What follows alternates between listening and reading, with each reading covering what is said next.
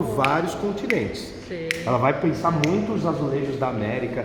Tem as faiandas, que é um estilo influenciado por Portugal também, de fazer os azulejos. Então ela passa por vários estilos, tá bom? E esse é um outro estilo diferente daquele. Exato, exato. Se você for ver, ó, como é adereçado. E não tem uma noção meio de cortina, de véu também? Assim, não tem?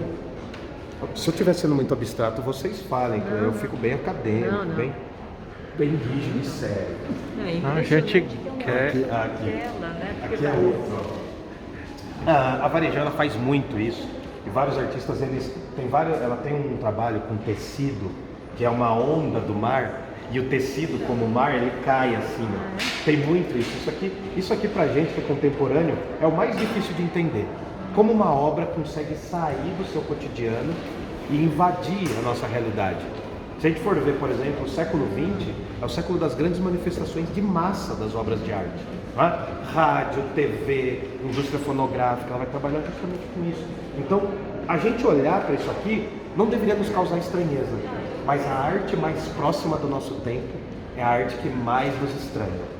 Daqui 100 anos vai ser fácil, a pessoa vai chegar aqui e vai falar, não, remete a isso. A gente não olha, por exemplo, o teto da Capela Sistina e fala, meu Deus, né? É um estudo de anatomia. Vocês sabem, vocês já devem ter dissecado corpos, né? Estou falando aqui com pessoas que flertaram com o demônio, que na Idade Média era proibido. Muito da pintura da Idade Média não ter se desenvolvido é porque o médico não podia abrir corpos. Era uma ciência totalmente indutiva. Eu tenho que induzir qual é o problema ali. Eu não posso chegar cortando os corpos. Leonardo, né? O Leonardo. Leonardo Pô, que fez abriam anatomia, corpos. né? Eles abriam corpos. Michelangelo, tem relatos do Michelangelo indo ao cemitério para ver corpos frescos. Então, começa com o Renascimento. O Barroco é um avanço disso. Só que o Barroco, eles já dominam a técnica e não precisa tanto de anatomia. Não tinha nem os manuais de medicina. O Leonardo da Vinci, ele fez um manual de medicina sem saber. Porque quando ele faz aquelas estruturas ósseas. Pensem nisso. Vamos lá. E aqui, ó, olha como ela mistura, olha como ela junta tudo isso, ó. Olha como a brincadeira está aqui, é um corpo feminino recortado, mas a gente vê as sobrecamadas, ó, a imagem da colonização, tá aqui, ó, a imagem da colonização, aqui já tem um outro, aqui já tem um outro, tem vários tipos diferentes, ó. E aqui sai pela boca dela, que talvez seja a língua, remetendo aqui, ó, sai, né, o entrevu, que é o entrever-se. Outra coisa interessante que ela vai pesquisar são as saunas. Ela visitou diversas saunas e casas de banho ao redor do mundo. Então essa coisa do azulejo é uma verdadeira fixação dela. Olha essa base, gente. Olha essa base. Se isso aqui não tiver característica lusitana, eu não sei o que tem, ó. Olha aqui, ó. Né? E os pés. Ó. Os pés. Olha o que tem no pé ali, ó. Viram? Olha lá, ó. Olha como são os pés. Então notem que são várias camadas. É como se o quadro já não sustentasse mais o que é a obra. O quadro precisa ser evadido, precisa ser estourado. É como tem um filme de terror. Não sei se vocês lembram, acho que vocês não viram isso, mas tem aquele O Chamado, que a menina sai da televisão. É um filme de terror dos anos 2000. Então é uma metalinguagem. Quando ela sai da televisão e a gente está assistindo ela sair da televisão, a gente está fazendo uma metalinguagem. A gente está falando de algo sobre algo. Outra coisa interessante, isso aqui me vem à minha memória. Não sei se vocês sabem como surgiu a escrita no Oriente Médio. Que era com terra, uma argila, né, que eles iam cortando, colocando as palavras. Aí, só que essa argila secava. Aí eles precisavam colocar outra camada de argila. Só que às vezes a camada de cima se confundia com a de baixo. Esse materialzinho se chama palimpsestro. E se a gente pegar, nós somos isso também. Nós não somos a sobreposição de camada, ó. Nós não falamos dos povos indígenas, mas nós herdamos a língua deles. Nós não falamos dos povos africanos, mas herdamos a cultura deles. Então nós somos o palimpsestro também. Acho que tem um pouco disso.